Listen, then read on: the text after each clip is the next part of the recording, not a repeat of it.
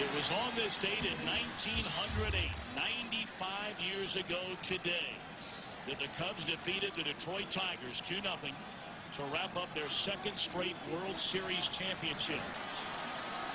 The Cubs would return to the World Series with a chance to win their first world title since this day, 1908. I'd never heard Wrigley that loud. I mean, that place was rocking. That whole upper deck was shaking. They were so happy. It was pretty electric. One thing I noticed doing live events is you can tell the crowd can really change. You can feel it when it gets electric like that. I remember before the game had started, we were all walking around going, "This is it. We're going to go." You know, being a lifelong Cubs fan, my God, we thought for sure it'd be no problem. I remember specifically getting my cell phone out of my pocket while I was working, dialing my house, calling my wife, "Honey, we're 5 outs from the World Series." I said that. Mark Prior's on the mound. Cubs were playing good. There's 1 out. And then it fell apart, you know, in front of our eyes. 40,000 people going nuts. And then once that happened, it was like... Again in the air, down the left field line. O'Leary reaching into the stands and couldn't get it, and he's lit with a fan. Everybody felt that, ooh, that something has gone on. Like there was something in the air. Like something came over, like a black cloud came over Wrigley Field. Honestly, there was 10 hands reaching for that ball. And if it nicked his hand, it was lucky, because it could have nicked any of the hands that were reaching for that ball. It's a playoff ball. It's a foul ball. You want to catch that ball. It wasn't his fault. Everybody was reaching for that ball. Everybody started pointing down the line, and I didn't touch it. He touched it. I didn't touch it. And there was a little guy sitting there. He had glasses on. I remember specifically he stood out kind of he just sat while all this was going on. Kind of looked like it. I didn't do anything. And he didn't do anything more than anybody else, I didn't think. Guy in a striped shirt. I can remember specifically guys that were there. And the crowd just started, all that electricity, all that energy turned. Moises wasn't that tall. If you go, I mean, we've gone over to the wall right where he caught it, or he didn't catch it.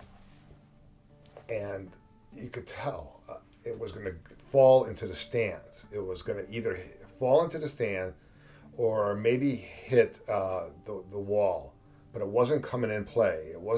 He would have had to reach over to grab it, and there's no way, even jumping, he would have gotten it. Moises went up to catch it, and it bounced, and he didn't catch it. It was against the wall. It was a tough ball for anybody to catch. It was over his head and into the wall, and you know, it would have been a great catch if he caught it. But he didn't. And then he made a stink.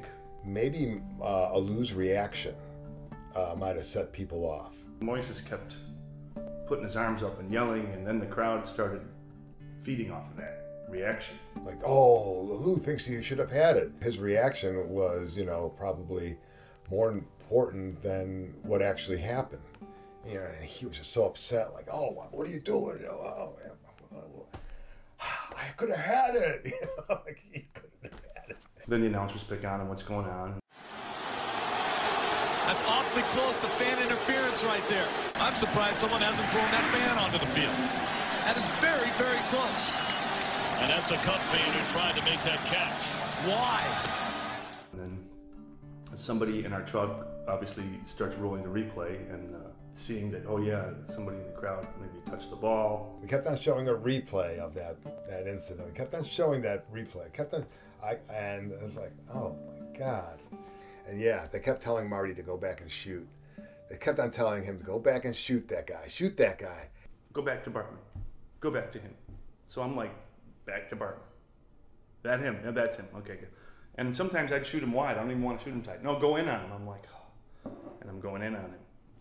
And I felt uncomfortable. My stomach was curling. I'm like, what's going to happen here? This is not good.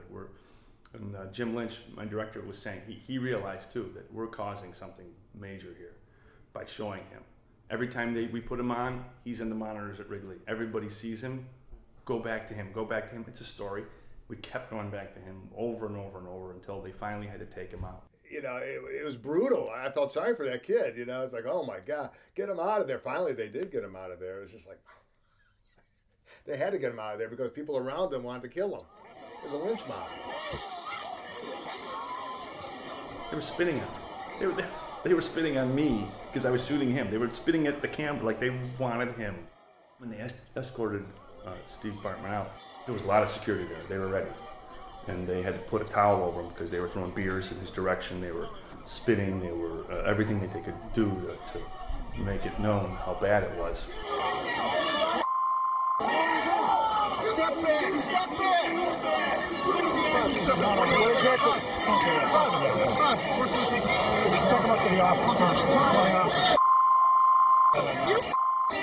Oh, this is not good, the Chicago fans. Oh, this is terrible. Look what they're doing.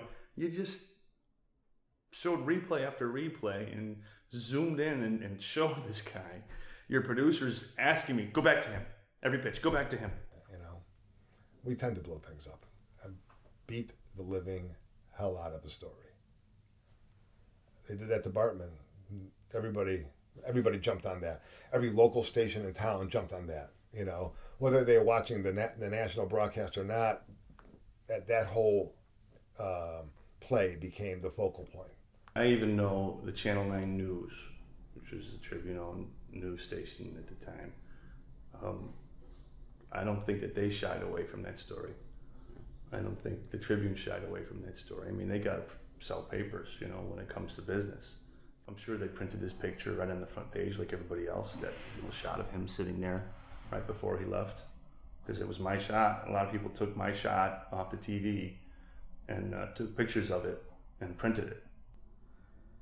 Do you know who owned the Chicago Cubs during that series? The Tribune.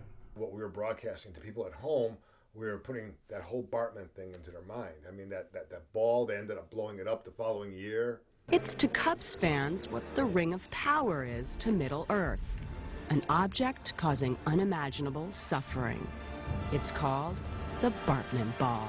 The infamous Bartman Ball. The Bartman Ball. The infamous Bartman Ball. The cursed Bartman Ball. They auctioned it off for like $100,000 and then they blew it up.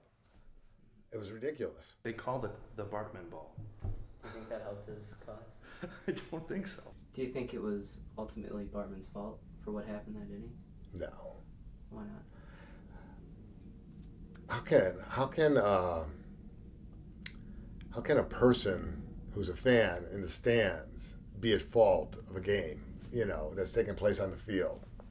No, that's ridiculous. It's ludicrous to think that Bartman had anything to do with it, and I'm sure he feels the same way too.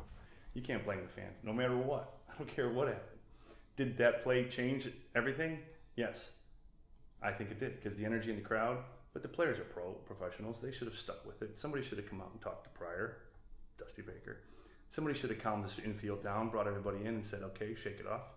We got 2 outs here. We got an out here. Let's get another out. There's ways of managing. There's ways of getting over an event like that. I blame television for the whole, the way we covered that whole Bartman incident and how we made it. Now it's called the Bartman incident. It's called, you know, how does that happen? But you can't take all that back. It probably happened in a matter of minutes, the actual moment and all of that went on. We're the ones who made Bartman who he is, you know. It wasn't even the Cubs who had done that. The Cubs went back and started playing again. You know, I didn't have a lot of control of what was going on. I feel bad for him. I think he's okay. He's a grown-up, you know, now, I'm sure. But it couldn't have been easy for too long, and I would definitely sympathize with him and buy him a beer and tell him to come back to the park. I think, you know, what the Cubs should have done probably sooner than now was have kind of a Steve Bartman night, where everybody faces the fact that it wasn't this guy's fault, and let him throw out the first pitch, and let him sing the 7th inning stretch, and let him come back and sit in his seat with his headphones on listening to the Cubs, and let it be a bygone. And we'll remember the Bartman story, but let the guy have some peace. And everybody, like I said, I think if you ask enough people, everybody knows he had nothing to do with it. It was a good storyline. It made a good story. It makes a great story, doesn't it? Oh yeah. I mean, now here we are. What? It's 2003. It's 2011. We're 8 years from it, and we're still talking about it. I'm gonna ask you when you're 90. Do you remember the Bartman ball? And you got Dave Bartman. You're gonna know it. That's crazy. Just some kid in the crowd. You know his name because of what we did.